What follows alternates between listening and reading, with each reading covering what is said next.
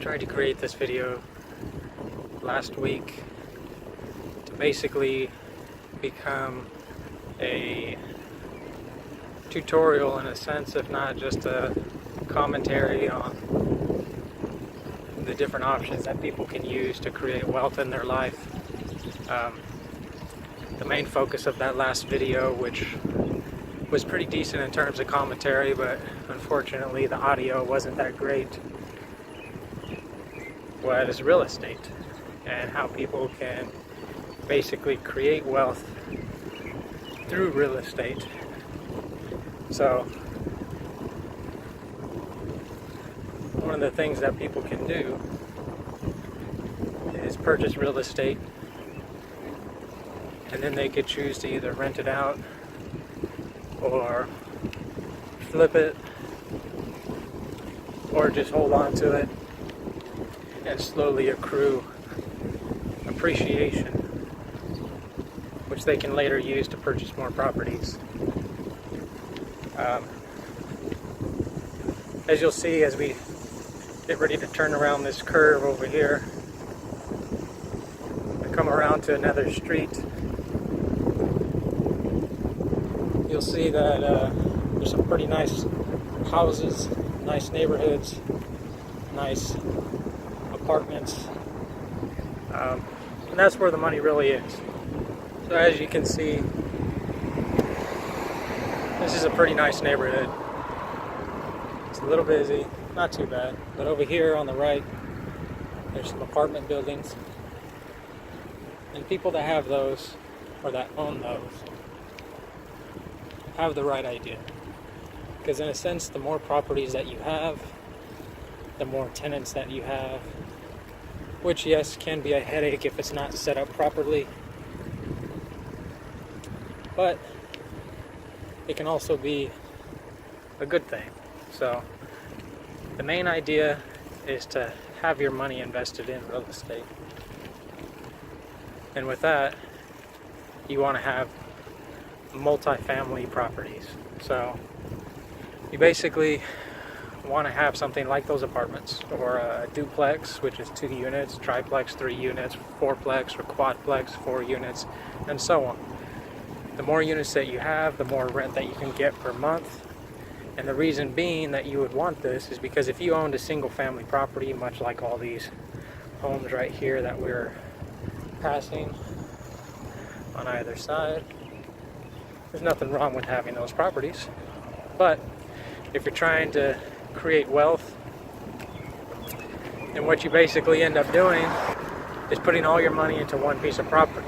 Yeah, you could rent it out and you can make some decent money that way, but the problem is that when you don't have a tenant in that one property, then what you end up doing is, while you're trying to find another tenant to fill that vacancy, is you end up paying the mortgage yourself. And that's where you kind of screw yourself, because you don't want to pay the mortgage yourself. You want somebody else to pay the mortgage for you and create some cash flow on top of that if you can.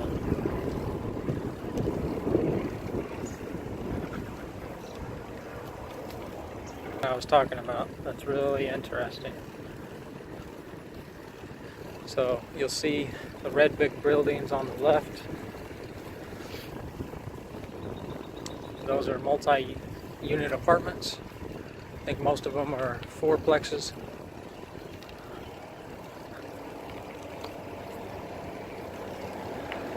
I counted the buildings one time. There were basically like 26 of them, I believe.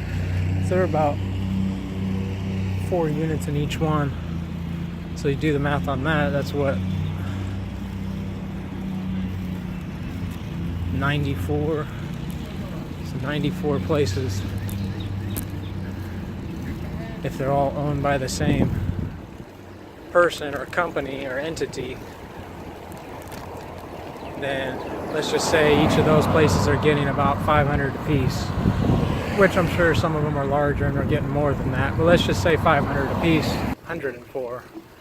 Alright, so 104 times 500, $52,000 a month. So obviously that's a lot of money. And not all of that money is going to be profit. You are going to have expenses that you got to be paid, or you have to pay, maintenance, vacancies, etc. There's a list of things that you have to consider when taking on a property or a series of properties that large. But all in all, if you think about it, you have a piece of property or a set of buildings and you have multiple tenants, then that's just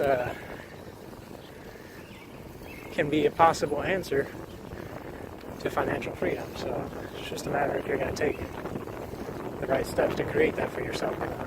It's part of the reason why I'm making this video. I'm trying to figure out a way to create wealth. But we'll stick to today's topic, which is real estate.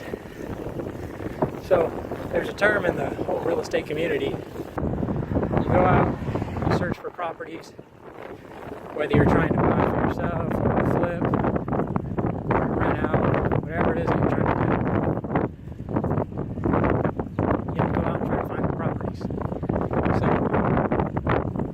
the best way to do that without spending a bunch of money marketing, saying that you want to find a property, or wasting anybody else's time, is you go out and do what we call drive for dollars.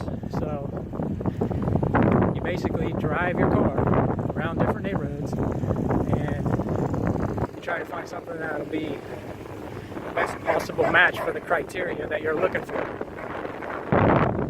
So in this case, biking for dollars. And the dollar sense comes into play of you find the right property. If you buy it to hold on to for yourself, you know, if it's the right kind of property, you fix it up, you create appreciation, and that's basically free money. Free money in the sense that you could use to buy another piece of property, or free money in the sense that you could use to pay off debt, or whatever it is that you think you need to use the appreciation for. But you can also find properties or get an idea of what's for sale in your area, in your community, in your neighborhood. Sometimes you get to meet people and talk to them, and you could ask them, hey, you know, how is this neighborhood? What do you think about it? Do you know anybody that might be interested in selling their property? I'm looking for this and that. You know, so it's a cheap way to get some exercise, get an idea of where you're living, and try to figure out something that you might be interested in. So we're going to come over here to this neighborhood I was referring to before that seems somewhat overpriced. Alright, didn't die this time crossing the street.